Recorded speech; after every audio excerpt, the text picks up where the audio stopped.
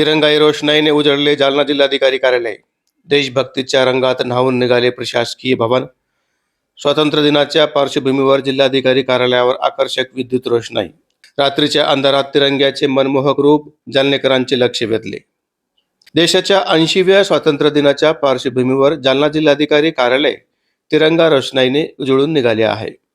संपूर्ण जिल्हाधिकारी कार्यालयाची आकर्षक विद्युत रोषणाई करण्यात आली असून रात्रीच्या वेळी तिरंग्याच्या 3 रंगांनी उजळलेले प्रशासकीय भवन पाहताना देशभक्तीची भावना जागृत करणारे मनमोहक दृश्य पाहायला मिळत आहे.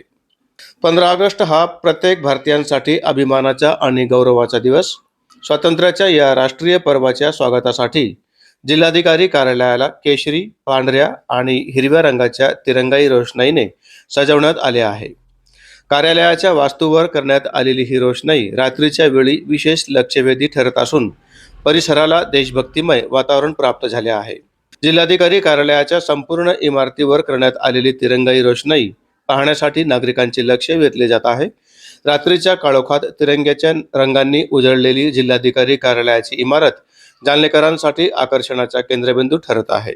स्वातंत्र्याच्या निमित्ताने शहरातील विविध शासकीय कार्यालय, प्रमुख चौक आणि सार्वजनिक ठिकाणीही देशभक्तीपर वातावरण निर्माण होत असताना जिल्हाधिकारी कार्यालयाची ही रोषणाई त्यात विशेष भर घालत आहे. स्वातंत्र्य दिन केवळ ध्वजारोहणाचा दिवस नसून देशासाठी बलिदान देणाऱ्या स्वातंत्र्य सैनिकांचे स्मरण करण्याचा आणि राष्ट्राप्रती आपली जबाबदारी अधोरेखित करण्याचा दिवस आहे.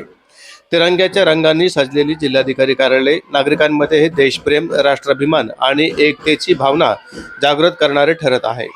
स्वातंत्र्य दिनाच्या पूर्वसंध्येला तिरंग्याच्या प्रकाशात उजळलेले जालना जिल्हाधिकारी कार्यालय हे दृश्य जणू राष्ट्रप्रथम या भावनेचा प्रकाश पसरवत असल्याचे मनमोहक चित्र पाहायला मिळत आहे.